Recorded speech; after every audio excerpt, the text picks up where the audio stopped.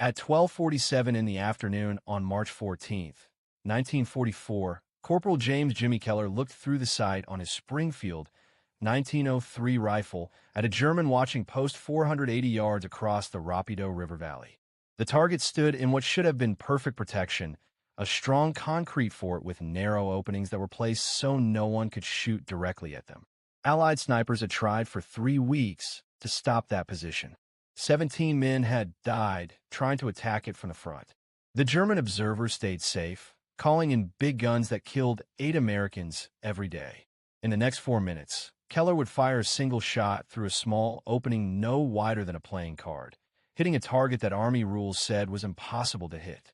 Within 6 weeks, his method would spread to every Allied sniper group in Italy, credited with stopping 127 protected positions and saving about 340 lives. This is the story of how a Boston pool hall player rewrote sniper rules using math that West Point teachers had never thought of. James Kelleher grew up in Charlestown, Massachusetts in a 3-room apartment that smelled like boiled cabbage and motor oil. His father worked at the Charlestown Navy Yard docks, loading ammunition 16 hours a day for very little money during the Depression.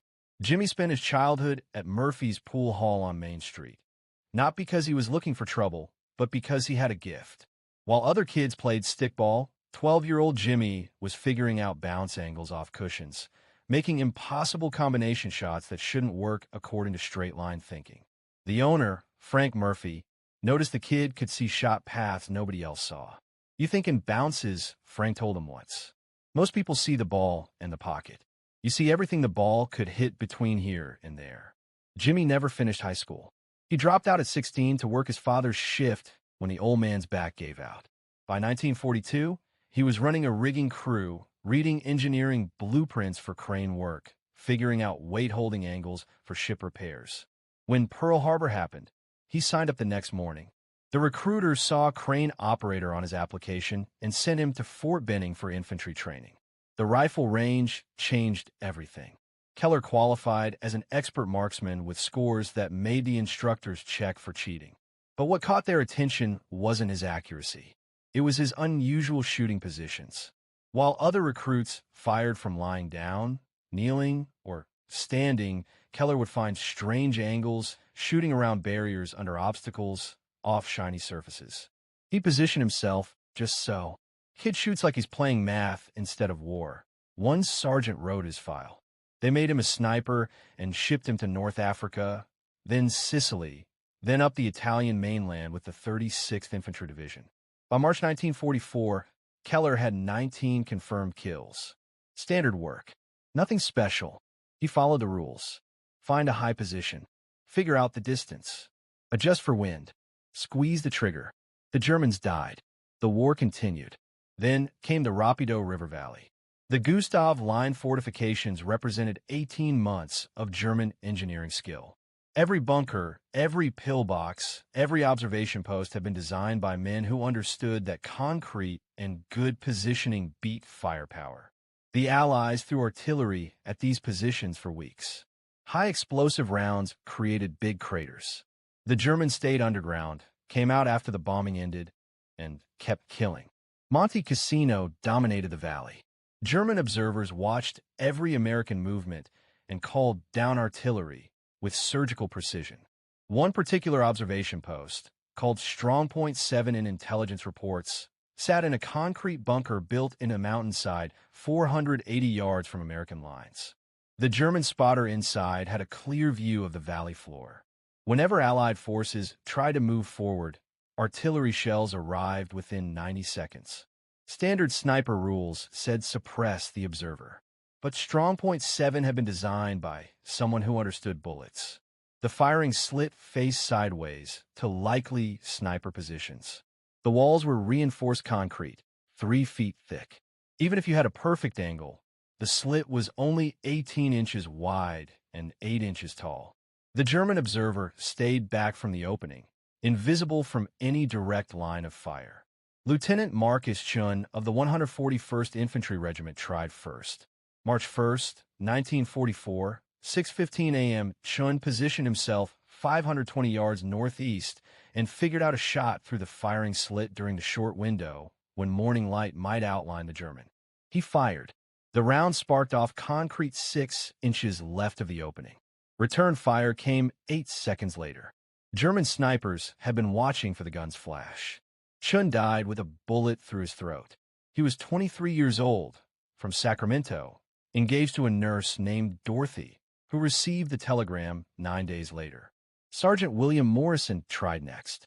March 4th, 1944, 2:30 p.m. Morrison figured that lots of fire might force the German back from his position long enough for an attack team to move forward. He fired 17 rounds in 40 seconds, all aimed at the firing slit. 3 rounds entered the bunker. None hit the observer. The German called down a mortar attack. Morrison and 2 men from his squad died in the first wave. Morrison was 31, from Tulsa.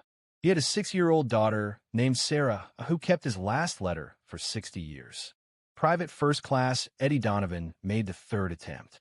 March 8th, 1944, morning. Donovan was 20, from Brooklyn. He had boxed Golden Gloves before the war. He didn't try to shoot through the slit. He tried to advance under smoke cover to within grenade range. German machine gun fire cut through the smoke at knee height. Donovan bled out in a crater 15 yards from the bunker. His body wasn't recovered for 4 days. Kelleher watched Morrison die. They'd shared a foxhole the night before, trading stories about home. Morrison had shown him photographs, his daughter on a tire swing, his wife in a Sunday dress.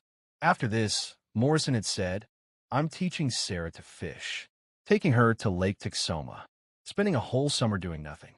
The next morning, Morrison was buried in a mass grave with 17 other men. 3 snipers dead, 14 infantry killed in attack attempts. The German observer remained working. Every briefing included the same report. Strongpoint 7 continues fire direction capability. No solution identified. Kelleher studied the bunker for 6 days.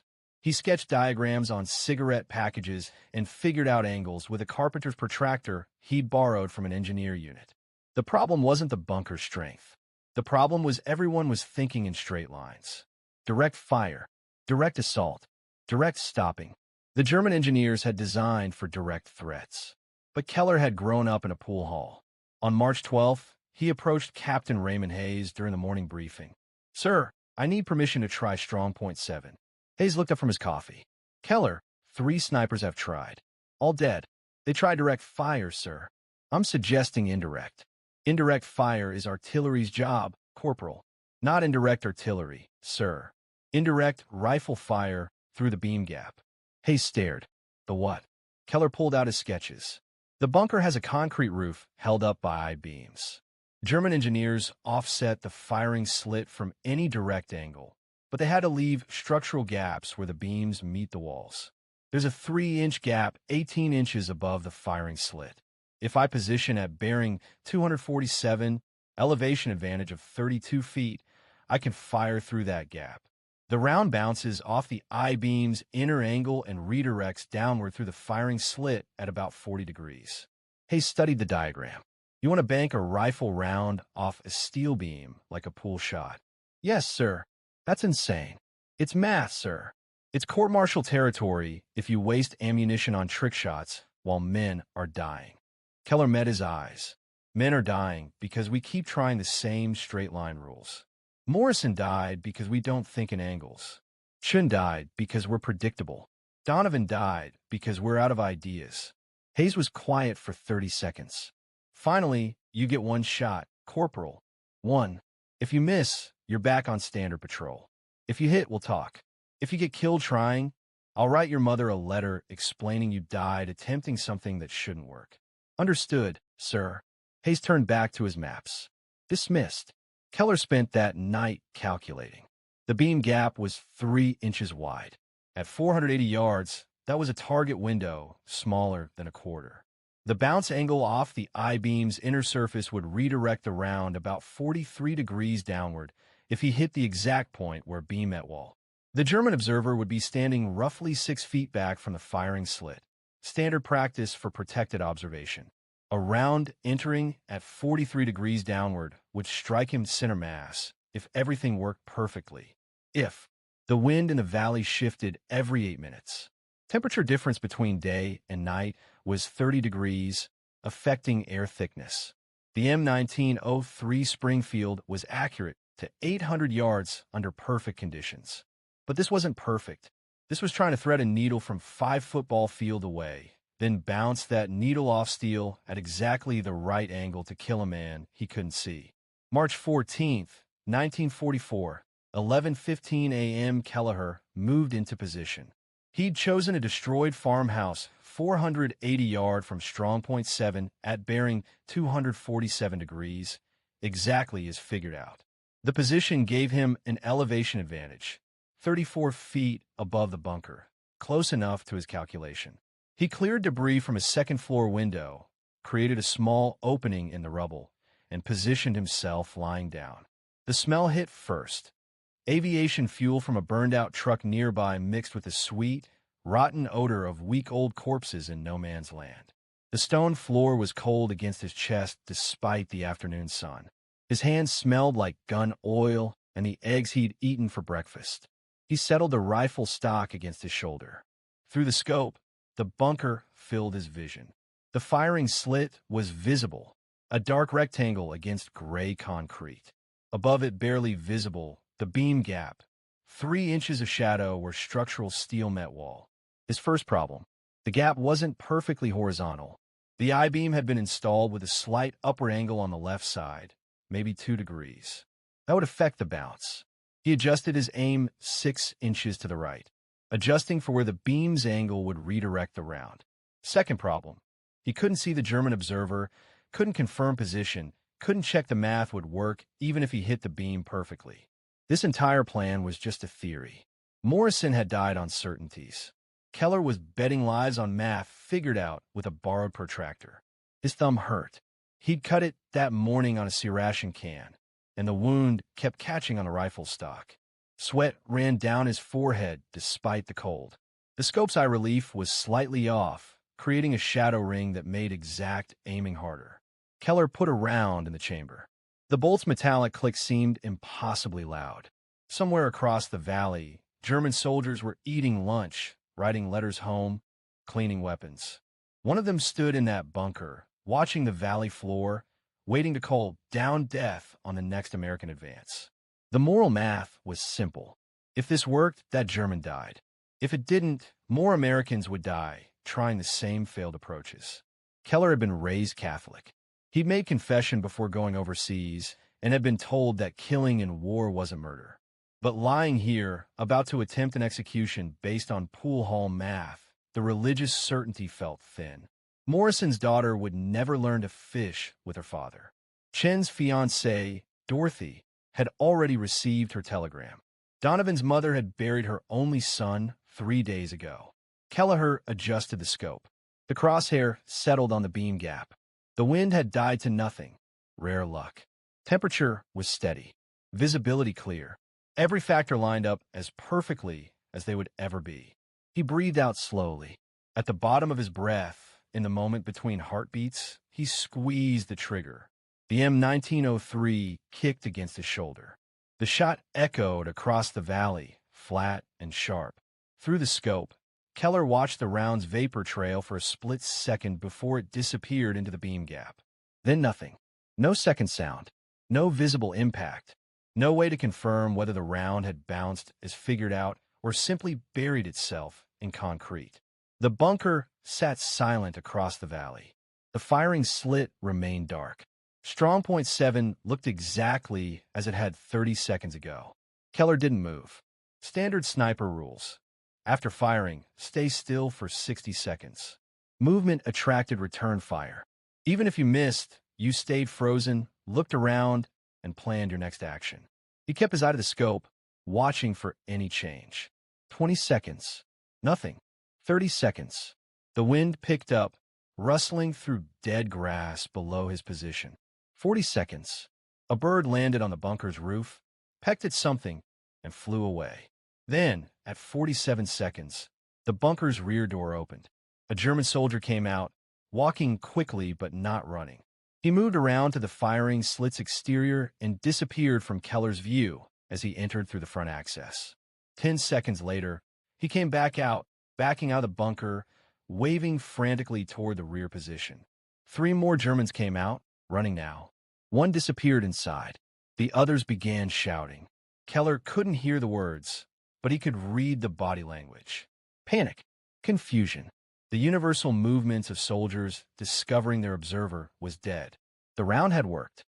Kelleher stayed in position for another 8 minutes, watching German activity around the bunker. They left the position completely. No replacement observer entered. By 1:15 p.m., Strongpoint 7 sat abandoned. For the first time in 3 weeks, the valley floor was free from directed artillery observation. Captain Hayes found Kelleher 20 minutes later. Did you take that shot? Yes, sir. The Germans abandoned Strongpoint 7. Infantry patrol is moving up now to check. Yes, sir. Hayes studied him. How sure are you that you hit? 90%, sir. Maybe 95. Jesus. Hayes pulled out a cigarette and lit it with shaking hands. You understand what you just did goes against every sniper rule we teach. Yes, sir. You fired at a target you couldn't see, using a bounce technique that's not in any manual, based on math that most soldiers couldn't figure out with a protractor in 3 hours. Yes, sir. Hayes took a long drag. Patrol confirmed it. German observer is dead. Single gunshot wound. Downward path. Entry through upper chest. Exit through lower belly. Exactly like you described. He breathed out smoke. They're calling it impossible. The intelligence officer thinks the Germans accidentally shot their own man. Kelleher said nothing. But I know better, and you know better. Hayes flicked ash. I'm not writing this up. Corporal, if I document what you just did, some general is going to order every sniper in Italy to start trying trick shots. 99% of them will fail. Good men will die trying to copy something that shouldn't work. Understood, sir. But Hayes met his eyes. If someone asks you how you did it, you tell them. If another sniper wants to learn, you teach them quietly, off the record. We need this skill. We just can't make it official. Yes, sir. Hayes dropped his cigarette and crushed it under his boot. Morrison would have liked to see this. He always said you thought different than the rest of us. Morrison was a good man, sir. He was. Hayes turned to leave, then stopped.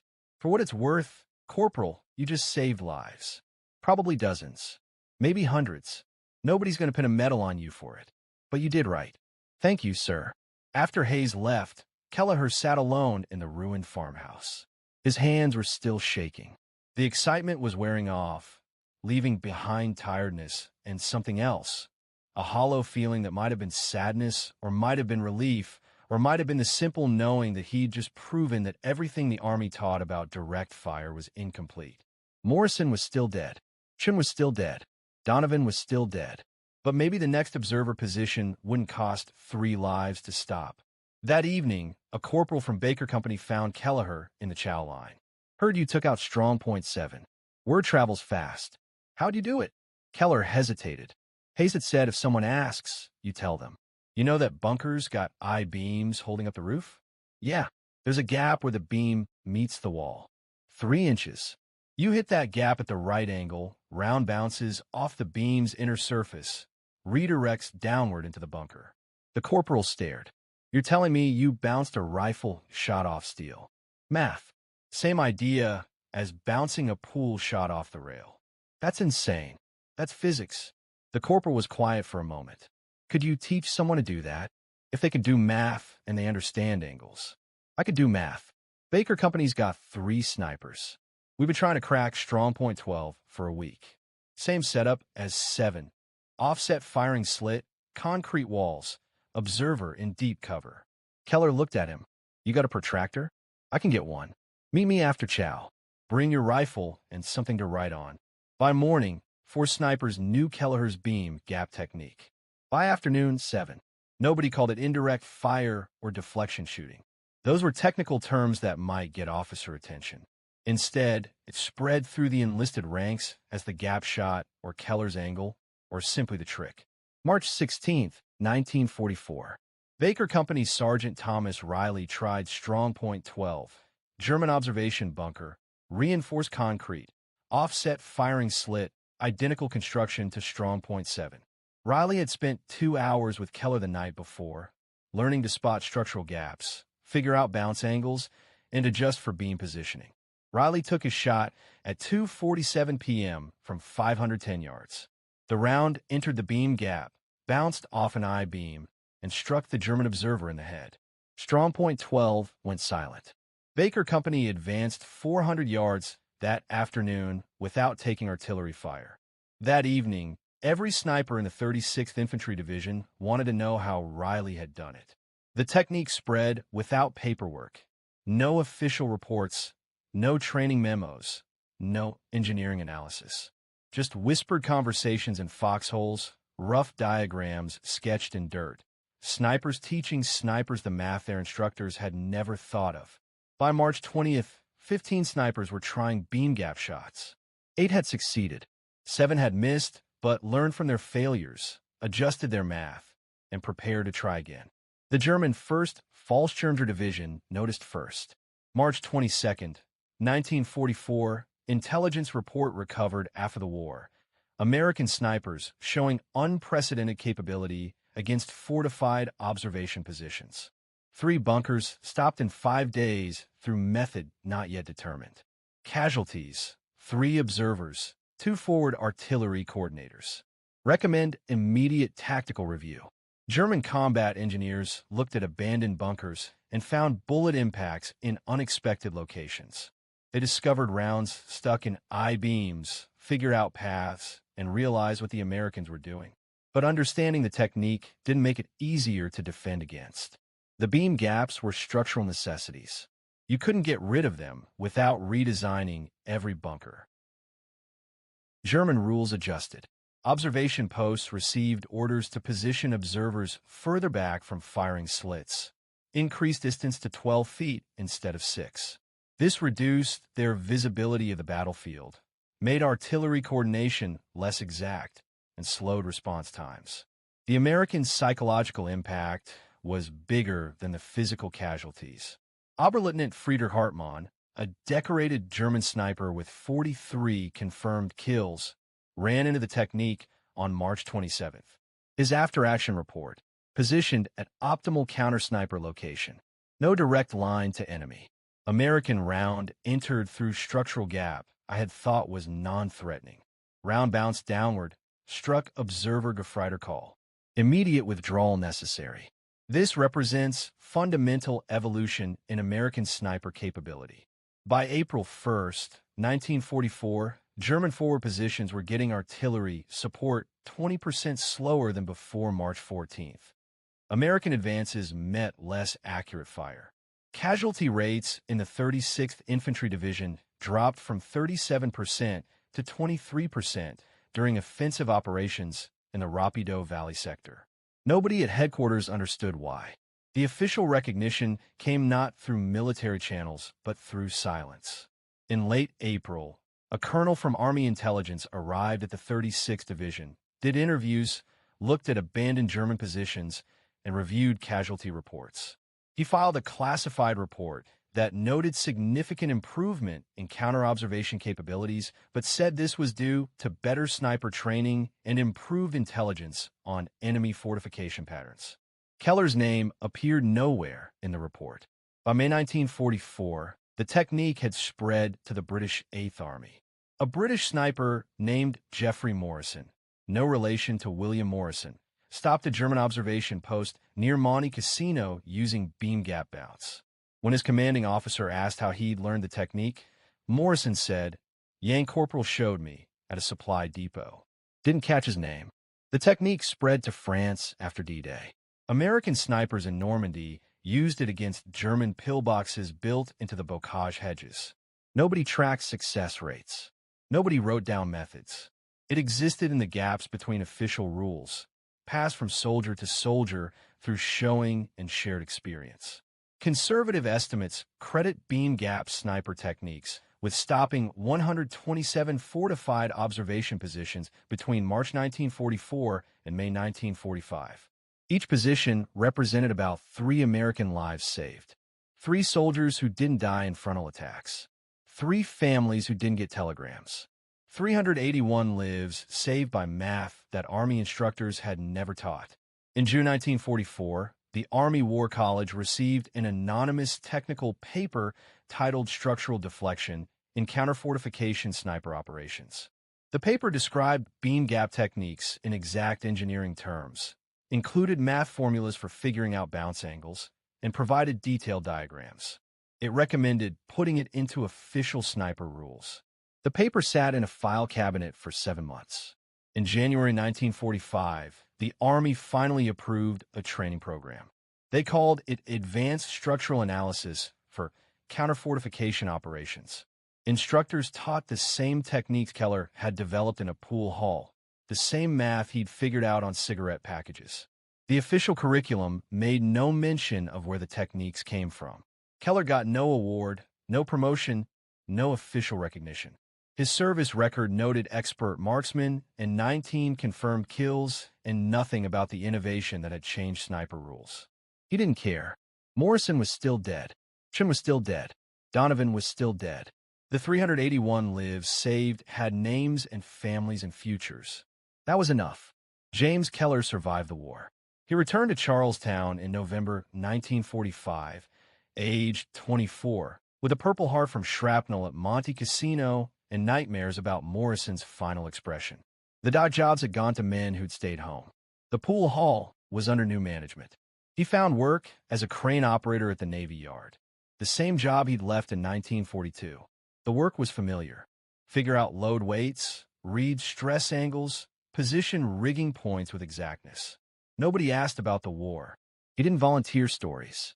In 1947, he married Catherine O'Brien, a nurse who'd worked at Chelsea Naval Hospital. They had 3 children. Kelleher taught them to play pool, showed them how to figure out angles, and explained that straight lines were just one option. He never mentioned why he understood bounces better than most people.